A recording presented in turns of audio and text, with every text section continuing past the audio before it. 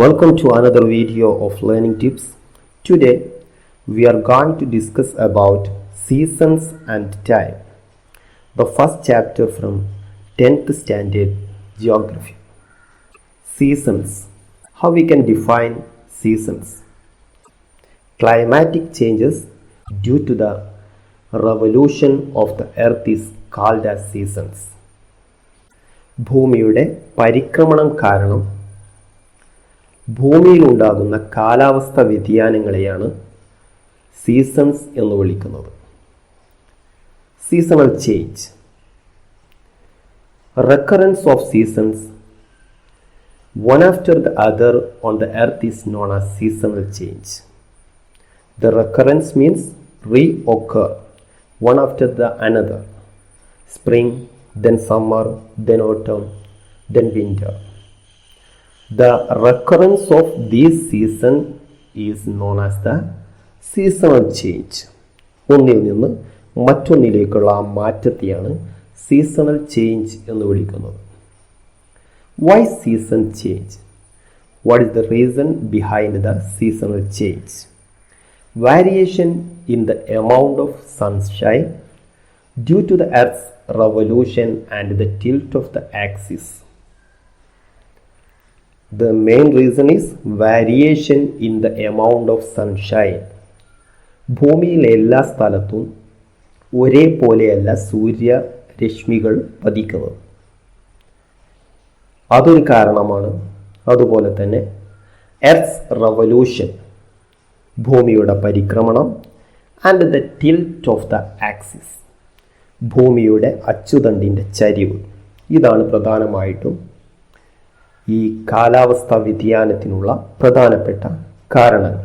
സീസണുകൾ, വ്യത്യസ്ത സീസണുകൾ ഉണ്ടാവാനുള്ള പ്രധാനപ്പെട്ട കാരണം. What is revolution? The earth revolves around the sun in an elliptical orbit is called as the revolution. ഭൂമി സൂര്യനെ ദീർഘവൃത്താകൃതിയിൽ ചുറ്റി സഞ്ചരിക്കുന്നതിനെയാണ് റവല്യൂഷൻ എന്ന് വിളിക്കുന്നത്. Parallelism of Earth's axis. What is parallelism of Earth's axis? The axis of the Earth is tilted at an angle of 66.5 degree from the orbital plane, and from the vertical plane this would be 23.5 degree. The earth maintains this tilt throughout its revolution. This is known as the parallelism of the earth axis. Here just observe this picture. If you are ready to observe the tilt of the earth axis from orbital plane, this is 66.5 degree. Then please observe from the vertical plane it is 23.5 degree. The tilt means charivu. What is parallelism?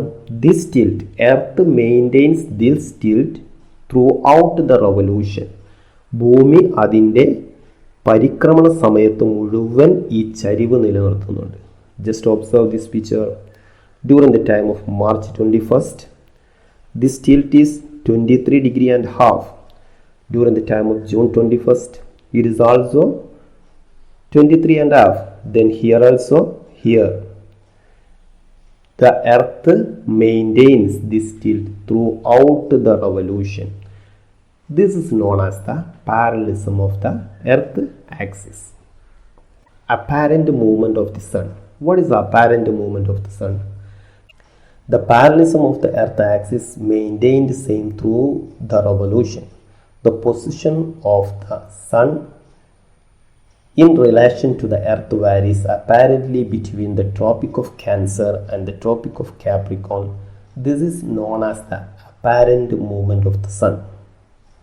അതായത് പരിക്രമണം ചെയ്യുന്ന സമയത്ത് എല്ലാ കാലങ്ങളിലും ഭൂമി അതിൻ്റെ ചരിവ് നിലനിർത്തുന്നത് കൊണ്ട് സൂര്യരശ്മികൾ ട്രോപ്പിക് ഓഫ് ക്യാൻസറിനും അതുപോലെ തന്നെ ട്രോപ്പിക് ഓഫ് കാപ്രിക്കോണിനും ഇടയിൽ ഇങ്ങനെ മാറി മാറി പതിക്കുന്നു. അതിനെയാണ് apparent movement of the sun എന്ന് പേരിൽ അറിയപ്പെടുന്നത്. For different position of the earth during the single revolution around the sun are depicted in it. For position depicted, there is a variation in sunlight falls on the earth due to apparent movement of the sun. ഓരോ സ്ഥലങ്ങളിലും വ്യത്യസ്ത രീതിയിലാണ് സൂര്യരശ്മികൾ പതിക്കുന്നത്. The sunrays fall vertically over one hemisphere during one half of the year and on the other hemisphere during the other half. ഒരു വർഷം നമ്മൾ എടുത്തു നോക്കുകയാണെങ്കിൽ വർഷത്തിൽ 6 മാസം നോർത്തേൺ ഹെമിസ്ഫിയറിൽ സൂര്യരശ്മികൾ ഉണ്ടാകും. അതുപോലെ തന്നെ ബാക്കിയുള്ള 6 മാസം സദേൺ ഹെമിസ്ഫിയറിലും സൂര്യരശ്മികൾ ഉണ്ടായിരിക്കും. നേരിട്ട് സൂര്യരശ്മികൾ പതിക്കുന്ന സ്ഥലത്ത് നല്ല ചൂടുണ്ടായിരിക്കും. എന്നാൽ ചരിഞ്ഞ്, സ്ലാൻഡിങ് എന്ന് പറഞ്ഞാൽ ചരിഞ്ഞ് സൂര്യരശ്മികൾ പതിക്കുന്ന സ്ഥലങ്ങളിൽ ചൂട് കുറവായിരിക്കും. Seasons and apparent movement of the sun. സൂര്യൻ്റെ ഈ അപ്പാരൻ്റ് മൂവ്മെൻ്റ് ആണ് വ്യത്യസ്ത സീസണുകൾ ഉണ്ടാവാൻ പ്രധാനപ്പെട്ട കാരണം. As a result of the apparent movement of the sun between Tropic of Cancer and Tropic of Capricorn, the different seasons like spring, summer, autumn and winter get appeared in a cyclic manner. Apparent മൂവ്മെൻറ്റിൻ്റെ ഫലമായിട്ടാണ് ഭൂമിയിൽ വ്യത്യസ്ത സീസണുകൾ ഉണ്ടാകുന്നത്. അതായത് ഒന്നിനു പിറകെ ഒന്നായിട്ട് സ്പ്രിങ്, സമ്മർ, ഓട്ടം, വിൻ്റർ എന്നിവ റിപ്പീറ്റ് ചെയ്തിട്ട് ഒരു സൈക്ലിക് രൂപത്തിൽ വരുന്നതിനുള്ള കാരണം അതാണ്. Seasonal changes are not usually very obvious in the tropical region because of the incidence of large amount of sunrise throughout the year. എന്നാൽ ഈ കാലാവസ്ഥ വ്യതിയാനങ്ങൾ, അതായത് സീസണിൻ്റെ ചേഞ്ചുകൾ നമുക്ക് പ്രധാനമായിട്ടും ട്രോപ്പിക്കൽ റീജിയൻസ്, നല്ല ഉഷ്ണമേഖലയിൽ ഇത് കാണാൻ കഴിയില്ല. കാരണം ചൂട് കൂടുതലാണ് ഇവിടെ. എന്നാൽ the characteristics of the different seasons are clearly felt in the mid-latitudinal temperate zone. എന്നാൽ മിതോഷ്ണ മേഖലയിൽ ഈ വ്യതിയാനം നമുക്ക് ശരിക്ക് കാണാൻ കഴിയുകയും ചെയ്യും. Equinoxes. What is equinox? The apparent position of the sun during the Earth's revolution will be over the equator on March 21st and September 23rd. Hence, the length of the day and night will be equal during these days on both the hemisphere. These days are called equinoxes. The peculiarity of these days are the length of the day and night will be equal during these days on both hemisphere. രണ്ട് അർദ്ധഗോളങ്ങളിലും, അതായത് ഉത്തരാർദ്ധഗോളത്തിലും ദക്ഷിണാർദ്ധഗോളത്തിലും പകലിൻ്റെയും രാത്രിയുടെയും ദൈർഘ്യം തുല്യമായിരിക്കും. കാരണം സൂര്യരശ്മികൾ ഭൂമധ്യരേഖയിൽ നേരിട്ട് പതിക്കുകയാണ്. അതുകൊണ്ട് തുല്യമായിട്ട് സൂര്യപ്രകാശം രണ്ട് ഭാഗത്തേക്കും ലഭിക്കുന്നത് കൊണ്ടാണ് ഇങ്ങനെ സംഭവിക്കുന്നത്. Then summer solstice. From 21st March onwards, the sun apparently shifts from equator northwards and reaches vertically over the Tropic of Cancer. On 21st June, this day is known as the summer solstice in northern hemisphere. On this day, northern hemisphere experiences its longest day and shortest night. During the time of June 21st, the sunrise vertically fell on Tropic of Cancer. That day is called as summer solstice. What is the peculiarity of the summer solstice? On this day, the northern hemisphere experiences the longest day and shortest night.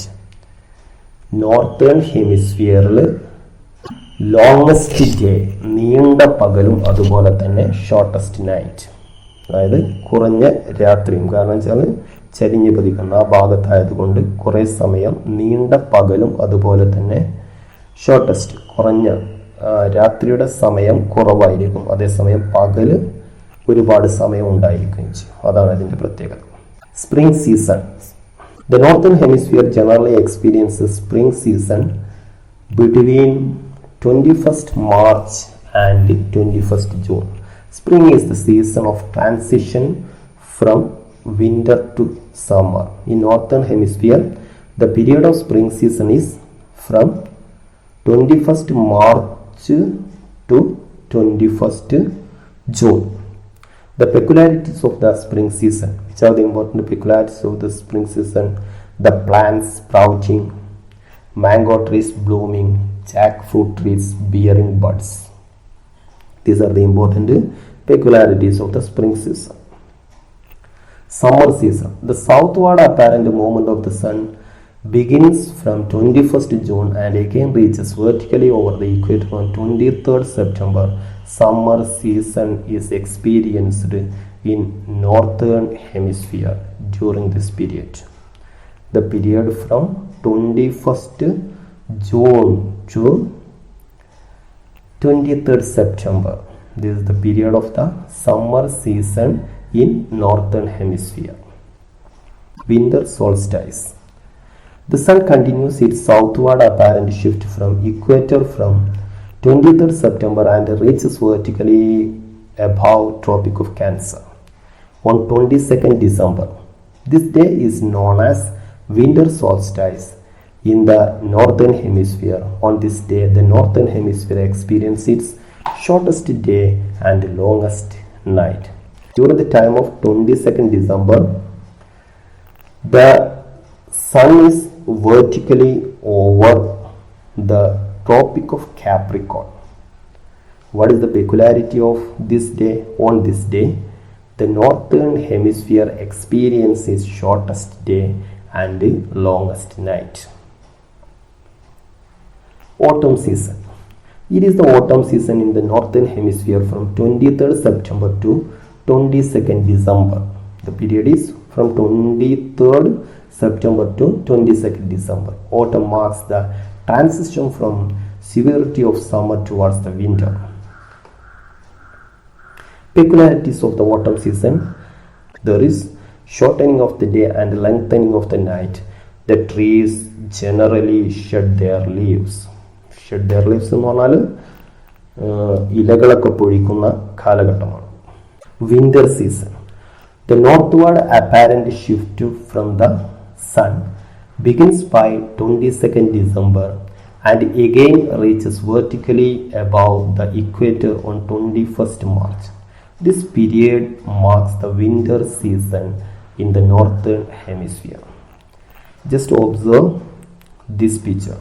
From this picture, you can understand that what is the equinoxes, what is summer solstice, what is winter solstice, and the same time which are the important seasons and the period of the season. Just observing this picture, just look this period, which means the March 21st and September 23rd, the day is known as the equinoxes. During this time, sun is vertically over the equator, which means the sunrise vertically far over the equator. Then June 21st is the summer solstice. Sun is vertically over the Tropic of Cancer. Here December 22nd, winter solstice. Sun is vertically over the Tropic of Capricorn.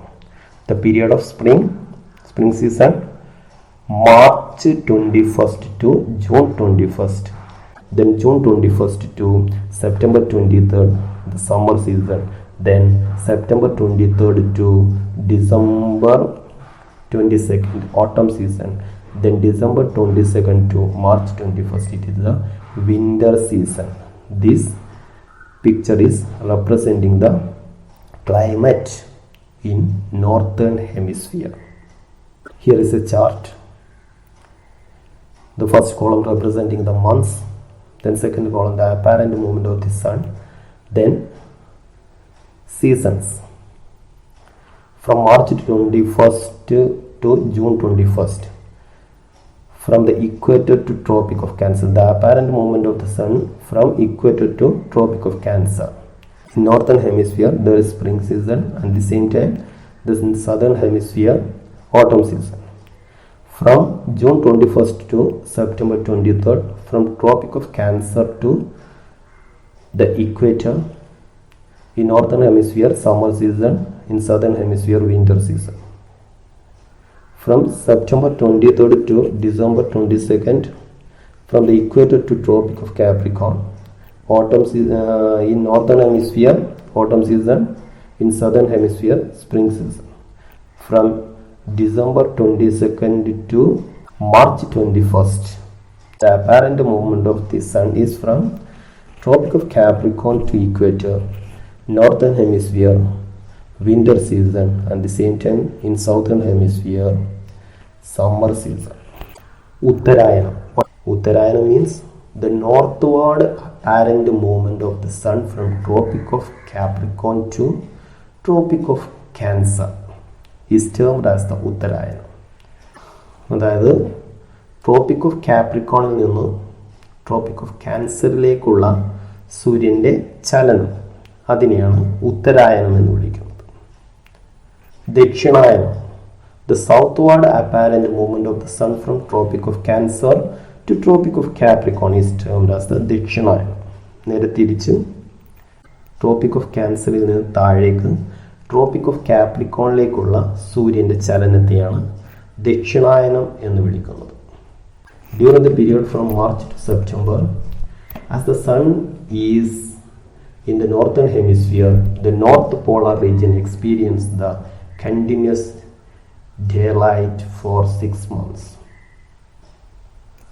March മുതൽ September വരെ സൂര്യരശ്മികൾ northern ഹെമിസ്ഫിയറിൽ പതിക്കുന്നത് കൊണ്ട് northern polar region, ആ പ്രദേശങ്ങളിൽ 6 മാസം പകൽ അനുഭവപ്പെടുന്നു. During the period from September to March, as the sun in the southern hemisphere, the north polar region experiences the continuous night for 6 months.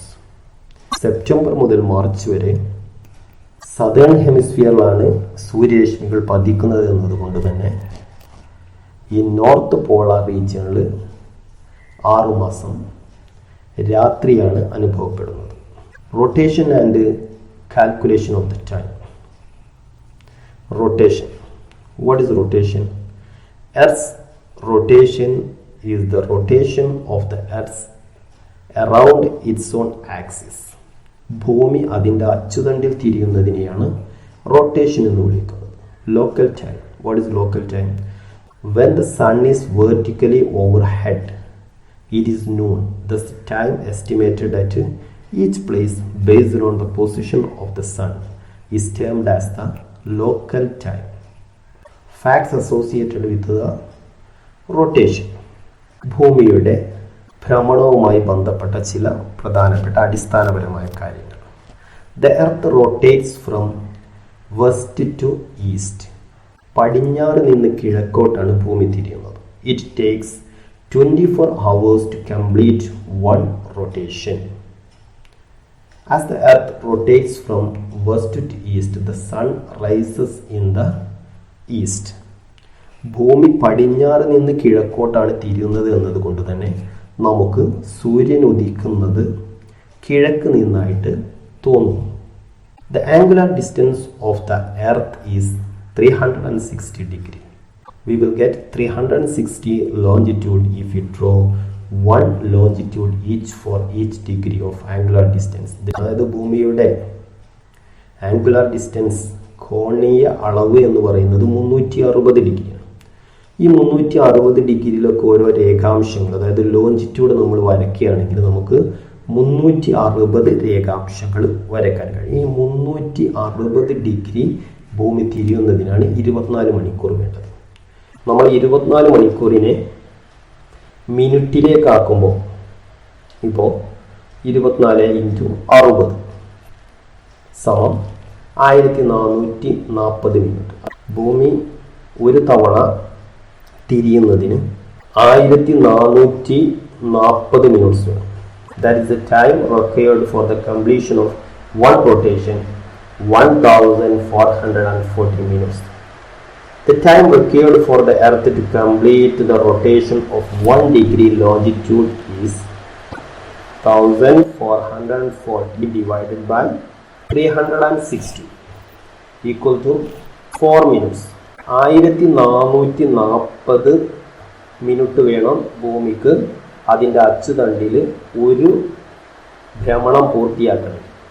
അപ്പോൾ 360 ഡിഗ്രി തിരിയാൻ വേണ്ടത് 1440 മിനിറ്റാണ്. അതേസമയം 1 ഡിഗ്രി തിരിയാൻ വേണ്ട സമയം കാണുന്നതിന് നമുക്ക് 1440നെ 360 കൊണ്ട് ഹരിച്ചാൽ അത് ലഭിക്കും. അത് 4 മിനിറ്റാണ്. അപ്പോൾ ഇവിടെ ബേസിക്കായിട്ട് നമ്മൾ സമയം കണക്കാക്കാൻ മനസ്സിലാക്കേണ്ടത് ഭൂമിക്ക് 1 ഡിഗ്രി തിരിയാൻ 4 മിനിറ്റ് വേണം. The time required for the rotation of 15 degree longitudinal area is 15 multiplied with 4 equal to 60 minutes. 1 degree തിരിയാൻ 4 മിനിറ്റ് വേണമെങ്കിൽ 15 ഡിഗ്രി തിരിയാൻ വേണ്ട സമയം എന്ന് പറയുന്നത് 60 മിനിറ്റാണ്. 60 മിനിറ്റ് എന്ന് പറഞ്ഞാൽ 1 മണിക്കൂർ. ഇവിടെ ഇപ്പോൾ നമ്മൾ സമയം കണക്കാക്കണമെങ്കിൽ ബേസിക് ആയിട്ട് മനസ്സിലാക്കേണ്ട കാര്യം, ഭൂമിക്ക് 1 ഡിഗ്രി തിരിയാൻ 4 മിനിറ്റ് വേണം. അതുപോലെ തന്നെ 15 ഡിഗ്രി തിരിയാൻ 1 മണിക്കൂർ. ചുരുക്കി പറഞ്ഞാൽ ഭൂമി 1 മണിക്കൂറിൽ 15 ഡിഗ്രി തിരിയും. അതുപോലെ തന്നെ 4 മിനിറ്റിൽ 1 ഡിഗ്രിയും തിരിയും. In other words, 15 degree longitudinal areas of the earth passes by the sun within a period of 1 hour. മറ്റൊരു രീതിയിൽ പറഞ്ഞാൽ ഈ 1 മണിക്കൂർ സമയത്തിൻ്റെ ഉള്ളിൽ ഭൂമിയിലെ 15 ഡിഗ്രി ലോഞ്ചിറ്റ്യൂഡിനൽ ഏരിയ സൂര്യൻ്റെ മുന്നിലൂടെ കടന്നു പോകും. As the earth rotates from west to east, time advances towards the east and recedes towards the west. ഭൂമി തിരിയുന്നത് വെസ്റ്റ് ടു ഈസ്റ്റ് ആണ്. അതുകൊണ്ട് തന്നെ time advances towards the east. ഈസ്റ്റിലേക്ക് പോകുമ്പോൾ സമയം കൂടുകയും വെസ്റ്റിലേക്ക് പോകുമ്പോൾ സമയം കുറയുകയും ചെയ്യും. From a definite longitude, the time is estimated to increase by 4 minutes towards the east and decrease by 4 minutes towards the west for every degree of longitude. Greenwich prime Meridian അല്ലെങ്കിൽ 0 degree രേഖാംശ രേഖയിൽ നിന്ന് കിഴക്കോട്ട് പോകുമ്പോൾ സമയം കൂടുന്നു, പടിഞ്ഞാറോട്ട് പോകുമ്പോൾ സമയം കുറയുന്നു. കിഴക്കോട്ട് 1 ഡിഗ്രി പോകുമ്പോൾ 4 മിനിറ്റ് കൂടുന്നു, പടിഞ്ഞാറോട്ട് 1 ഡിഗ്രി പോകുമ്പോൾ 4 മിനിറ്റ് കുറയുന്നു. ജസ്റ്റ് ഇവിടെ ഒരു ലൈൻ കൊടുത്തിട്ടുണ്ട്. ഇതൊന്ന് നോക്കിയാൽ നമുക്കത് എളുപ്പത്തിൽ മനസ്സിലാക്കാം. ഈ 0 ഡിഗ്രി എന്ന് പറഞ്ഞാൽ Greenwich line for prime meridian, 0 degree Greenwich line for it is called as the prime meridian. ഇവിടെ നിന്ന് ഈസ്റ്റ് ഭാഗത്തേക്ക് ഈസ്റ്റിലേക്ക് പോകുമ്പോൾ 15 ഡിഗ്രി പോകുമ്പോൾ 1 മണിക്കൂർ വർദ്ധിക്കും. 30 ഡിഗ്രി 2 മണിക്കൂർ കൂടും. 45 ഡിഗ്രിയിൽ 3 മണിക്കൂർ. അതായത് ഓരോ 15 ഡിഗ്രിക്കും 1 മണിക്കൂർ വീതം ഇങ്ങോട്ട് വർദ്ധിക്കും. അതേസമയം പടിഞ്ഞാറോട്ട് പോകുമ്പോൾ ഓരോ മണിക്കൂർ കുറയുകയും ചെയ്യും. അതായത് 0 ഡിഗ്രിയിൽ നിന്ന് -1, 15 ഡിഗ്രി വരുമ്പോൾ 1 മണിക്കൂർ കുറയും. 30 ഡിഗ്രി ആകുമ്പോൾ 2 മണിക്കൂർ കുറയും. 45 ഡിഗ്രി ആകുമ്പോൾ 3 മണിക്കൂർ ഇത്തരത്തിൽ കുറയും. 0 ഡിഗ്രിയിൽ നിന്ന് കിഴക്കോട്ട് 1 ഡിഗ്രി തിരിയുമ്പോൾ 4 മിനിറ്റ് വർദ്ധിക്കും. പിന്നീട് വീണ്ടും 1 ഡിഗ്രി തിരിയുമ്പോൾ 8 മിനിറ്റ് വർദ്ധിക്കും. അതായത് ഉദാഹരണത്തിന് ഇവിടെ ഇപ്പോൾ ഗ്രീനിച്ച് ലൈന് 12 നൂണാണെങ്കിൽ ഉച്ചയ്ക്ക് 12 മണിയാണെങ്കിൽ ഇവിടെ കിഴക്കോട്ട് പോകുമ്പോൾ 12 മണി 1 ഡിഗ്രി തിരിയുമ്പോൾ 12 മണി 4 മിനിറ്റ് ആയിരിക്കും. അതേസമയം പടിഞ്ഞാറോട്ട് പോകുമ്പോൾ 11:56 AM ആയിരിക്കും. ഇത്തരത്തിൽ കിഴക്കോട്ട് പോകുമ്പോൾ വർദ്ധിക്കുന്നു, പടിഞ്ഞാറോട്ട് പോകുമ്പോൾ കുറയുകയും ചെയ്യുന്നു. അതാണ് പറഞ്ഞിരിക്കുന്നത് ഇവിടെ. Time advances towards the east and recedes towards the west. Greenwich time and time zone. Greenwich meridian. What is Greenwich meridian? The 0 degree longitude is known as the Greenwich meridian. 0 degree longitude is known as the Greenwich meridian. It acquires its names from the Greenwich the place where the Royal British Observatory is situated and through which this lines passes. 0° മെറീഡിയനെയാണ് Greenwich meridian എന്ന് വിളിക്കുന്നത്. ഇതിനെ Greenwich meridian എന്ന് വിളിക്കാനുള്ള കാരണം ബ്രിട്ടനിലെ royal British observatory സ്ഥിതി ചെയ്യുന്നത് അവിടെയാണ്. Prime Meridian. The time is calculated worldwide based on the Greenwich line. Hence, this line is also known as prime meridian. ലോകത്തുള്ള സമയം മുഴുവൻ കണക്കാക്കുന്നത് ഈ ഗ്രീനിച്ച് രേഖയെ അടിസ്ഥാനമാക്കി, അതായത് 0° മെറീഡിയനെ അടിസ്ഥാനമാക്കിയാണ്. അതുകൊണ്ട് അതിനെ പ്രൈം മെറീഡിയൻ എന്ന് വിളിക്കുന്നുണ്ട്. Greenwich mean time. What is Greenwich mean time? The local time at the prime meridian is known as the Greenwich Mean Time. Greenwich mean time എന്ന് പറയുന്നത് 0° രേഖാംശ രേഖയിലെ പ്രാദേശിക സമയത്തെയാണ് ഗ്രീനിച്ച് മീൻ ടൈം എന്ന് വിളിക്കുന്നത്. അല്ലെങ്കിൽ ഗ്രീനിച്ച് രേഖയിലെ പ്രാദേശിക സമയത്തെയാണ് ഗ്രീനിച്ച് മീൻ time എന്ന് വിളിക്കുന്നത്. Time zone. Based on the Greenwich meridian, the world is divided into 24 zones, each with a time difference of 1 hour. These are known as the time zone. Greenwich രേഖയെ അടിസ്ഥാനമാക്കി 15° രേഖാംശ വ്യാപ്തിയിൽ, അതുപോലെ തന്നെ 1 മണിക്കൂർ സമയവ്യത്യാസത്തിൽ ലോകത്തെ 24 മേഖലകളാക്കി, സമയമേഖലകളാക്കി തിരിച്ചിട്ടുണ്ട്. അതിനെയാണ് ടൈം സോൺ എന്ന് വിളിക്കുന്നത്. Standard Meridian. The longitude that passes almost through the middle of a country is known as standard meridian. ഒരു രാജ്യത്തിൻ്റെ ഏകദേശം മധ്യത്തിലൂടെ പോകുന്ന മെറീഡിയനെയാണ് സ്റ്റാൻഡേർഡ് മെറീഡിയൻ എന്ന് വിളിക്കുന്നത്. Standard time. What is standard time? The local time at the standard meridian is the standard time of a country. ഒരു രാജ്യത്തിൻ്റെ standard മെറീഡിയനിലെ പ്രാദേശിക സമയത്തെയാണ് standard time എന്ന് വിളിക്കുന്നത്. Indian standard time. ഇന്ത്യയുടെ സ്റ്റാൻഡേർഡ് ടൈം എന്ന് the longitudinal extend of India from 68° east to 97° east. ഇന്ത്യയുടെ രേഖാംശീയ വ്യാപ്തി എന്ന് പറയുന്നത് 68° ഈസ്റ്റ് മുതൽ 97° ഈസ്റ്റ് വരെയാണ്. The 82.5° is the longitude which passes almost through the middle of this longitude has been fixed as the standard meridian of India. 68-നും 97-നും ഇടയിൽ വരുന്ന 82.5° east എന്ന രേഖാംശ രേഖയാണ് ഇന്ത്യ അതിൻ്റെ standard മെറീഡിയനായിട്ട് തിരഞ്ഞെടുത്തിരിക്കുന്നത്. The local time along this longitude is generally considered as the standard time of India. This is known as the Indian Standard Time. അത് 82.5° ഈസ്റ്റിലെ ലോഞ്ചിറ്റ്യൂഡിലുള്ള പ്രാദേശിക സമയത്തെയാണ് Indian standard time എന്ന പേരിൽ അറിയപ്പെടുന്നത്. നമ്മൾ നേരത്തെ മനസ്സിലാക്കിയിട്ടുണ്ട്, ഈ ഗ്രീനിച്ച് ലൈനിൽ നിന്നും പടിഞ്ഞാറോട്ട് പോകുമ്പോൾ സമയം കുറയുകയും കിഴക്കോട്ട് പോകുമ്പോൾ സമയം കൂടുകയും ചെയ്യും. ജസ്റ്റ് ഒന്ന് ഒബ്സർവ് ചെയ്യും. ഇൻ്റർനാഷണൽ ഡേറ്റ് ലൈനിൻ്റെ 2 വശങ്ങളിലും നമ്മൾ നോക്കുമ്പോൾ 24 മണിക്കൂർ വ്യത്യാസം കാണാൻ കഴിയും. അതായത് ഇവിടെ തേഴ്സ്ഡേ 10 PM ആകുമ്പോൾ ഈസ്റ്റിൽ ഫ്രൈഡേ 10 PM ആണ്. International date line 180° longitude is known as the international date line. There is a difference of 24 hours at 180° longitude to the east and the west of Greenwich. If 180° longitude passes through a country, the places situated east and west of this line will be having 2 different days. ഒരു സ്ഥലത്തിലുള്ള international date line കടന്നു പോവുകയാണെങ്കിൽ അതിൻ്റെ 2 വശങ്ങളിലായിട്ട് 24 മണിക്കൂറിൻ്റെ വ്യത്യാസം ഉണ്ടായിരിക്കും. ഒരു സ്ഥലത്ത് ഒരു ദിവസമാണെങ്കിൽ തൊട്ടടുത്ത ദിവസമായിരിക്കും മറ്റൊരു സ്ഥലത്തുണ്ടായിരിക്കും.